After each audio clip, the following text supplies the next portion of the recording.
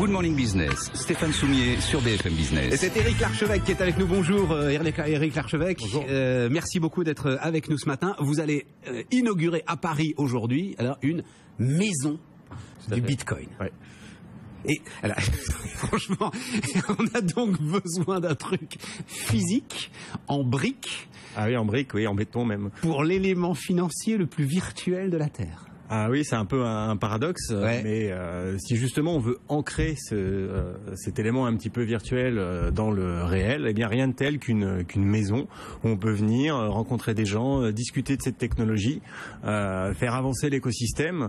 Voilà, rien de tel que de se rencontrer autour d'une table pour discuter et avancer. Votre idée, c'est transparence, lever les mystères, l'enlever l'ensemble de ce qui pèse encore aujourd'hui sur cette monnaie virtuelle. Oui, et surtout de la développer l'écosystème, faire avancer des startups. C'est l'objectif de la maison du Bitcoin, de permettre à des projets d'accélérer en donnant accès à des ressources techniques, du coworking, des ressources financières. On fait aussi des formations pour les grandes entreprises. On a conseillé une grande banque les enjeux du Bitcoin. Il faut les comprendre. C'est très important.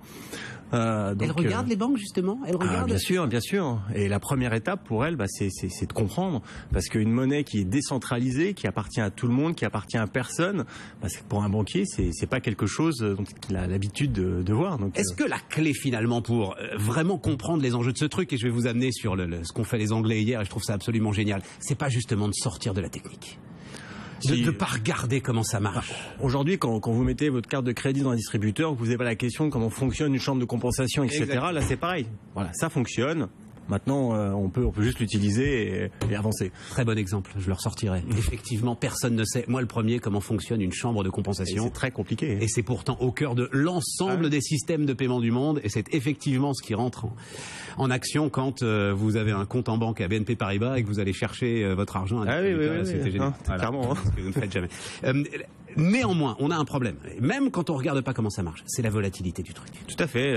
La volatilité, le fait que le prix fluctue énormément est un grand ennemi du Bitcoin.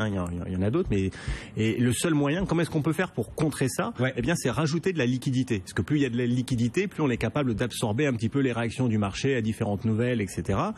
Et pour rajouter cette liquidité, eh bien, il faut faciliter l'accès au Bitcoin. Et donc, c'est une des missions de la maison du Bitcoin, de tout simplement pouvoir proposer une sorte de change physique. C'est-à-dire, si on veut acheter des Bitcoins, eh bien, on vient, on donne des euros, on en récupère. Mais comment voulez-vous que n'importe quel entrepreneur aujourd'hui investisse en Bitcoin? Alors, il y en a qui le font. Alors, vous le premier d'ailleurs. Bien sûr. Quand la valeur de mon actif peut doubler ou au contraire s'effondrer en une journée. Alors, il ne s'agit pas d'investir en fait pour faire un profit immédiat. Déjà, c'est un investissement long terme, puisqu'on peut savoir que sur le long terme, en fait, si on a compris ces technologies et qu'on pense qu'une monnaie qui n'est pas gérée par un État ni par une banque centrale, qui est déflationniste en quelque sorte, si on croit à ce principe-là, eh bien, on se dit que dans quelques années, forcément, la valeur va augmenter, et donc investir un petit peu, c'est un moyen un petit peu d'investir sur le futur. Il ne s'agit pas de mettre toutes ces économies. Mais le futur à 10 ans, alors donc on est quand même un peu obligé de rentrer dans le truc, mais à un moment il va y avoir 21 millions de bitcoins c'est ça, sur la planète et ça s'arrêtera. On peut se dire que c'est juste à ce moment-là en fait que le cours se stabilisera. Non, pas forcément. Non, parce qu'en fait de toute façon l'émission elle est contrôlée, donc on sait exactement quand est-ce que la nouvelle monnaie est créée. Quand est-ce que ça s'arrête d'ailleurs ça? En fait ça va s'arrêter en 2140, mais dans 10 ans on aura Non, mais dans 10 ans, on aura 98% de la monnaie qui aura été émise d'ici une bonne dizaine d'années.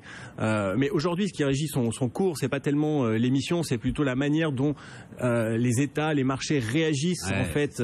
Et aujourd'hui, c'est quelque chose de tellement nouveau. Il n'y a pas de loi vraiment qui existe. Le Bitcoin est un petit peu alégal. En France, il est alégal. Il n'y a pas de dispositions précises qui régissent son utilisation. Rien ne m'empêche de vous acheter un service en Bitcoin, de vous payer en Bitcoin. C'est complètement légal. On a le droit de le faire. On a le droit d'avoir des Bitcoins. Mais par exemple, si on se pose des questions de savoir, par exemple, fiscalement, comment est-ce qu'on va déclarer ses plus-values, aujourd'hui, l'administration fiscale ne sait pas répondre. Donc, elle a besoin de se pencher dessus. Et comme il y a une incertitude, eh bien, c'est ça qui fait qu'il y a des variations. Et petit à petit, ces variations vont s'aplatir puisqu'on saura de plus en plus à quelle sauce on va être mangé, en quelque sorte. Alors, vous m'amenez justement sur le sujet. Et on va revoir l'image. Alors, désolé, mais je vais la décrire, évidemment, si vous nous écoutez à la radio. C'était donc le grand journal britannique Sunday Telegraph qui annonçait alors aux Anglais, le Daily Telegraph pardon, qui annonçait aux Anglais ce qu'on sait déjà en France, c'est-à-dire que le fisc va pouvoir saisir directement sur les comptes bancaires les impôts qui manquent en ce qui concerne les contribuables. Et les promoteurs du Bitcoin ont dit, si vous êtes investi en Bitcoin, ça ne vous concerne pas. Exactement. Sachant cela, ils vont vous tuer. Cette une-là et cette efficacité publicitaire qu'ont réalisé les promoteurs du Bitcoin en Grande-Bretagne, c'est votre arrêt de mort. Les États, jamais les banques le savent depuis longtemps. Les autorités fiscales du monde ne vont tolérer justement que l'argent leur échappe. Le Bitcoin n'est pas au-dessus des lois. Disons que si effectivement on veut empêcher une saisie, le fait d'avoir ses avoirs en Bitcoin, effectivement, aucun État, aucune banque centrale, rien ne peut aller venir les saisir. Par contre, c'est un peu comme si vous preniez de l'or, vous la cachiez sous votre matelas et que vous fermiez votre maison à clé. Disons qu'après, peut-être qu'on va pas venir chez vous avec des fusils pour vous dire vous sortir, mais vous allez être quand même redevable au niveau de la loi. Donc si vous vous cachez, un jour on va venir vous chercher. Donc là, peut-être qu'il faut aussi partir, aller vivre aux îles Vierges britanniques ou je sais pas quoi. Donc c'est pas non plus une solution en fait qui permet d'échapper à l'infini. Mais par contre, c'est vrai que c'est pratique pour se dire voilà, au moins c'est un peu comme mettre son argent dans un autre pays, quoi. C'est l'autre ambiguïté. Et c'est ça aussi, cette ambiguïté. Je pense que la maison du Bitcoin va vouloir le lever. C'est l'idée que c'est un outil de fraude, un outil de mafia, un outil de criminalité. C'est clairement une ambiguïté qu'on essaye de lever. Certes, c'est utilisé de la sorte puisque, comme toute technologie, il y a un usage, mais Bitcoin n'est ni bon ni mauvais. C'est pas parce qu'on utilise Bitcoin qu'on est au-dessus des lois. Et à un moment, si on fraude en utilisant Bitcoin, on est quand même redevable de ses actions. Et Bitcoin, s'il permet un certain nombre d'actions, effectivement, transférer des fonds facilement, etc.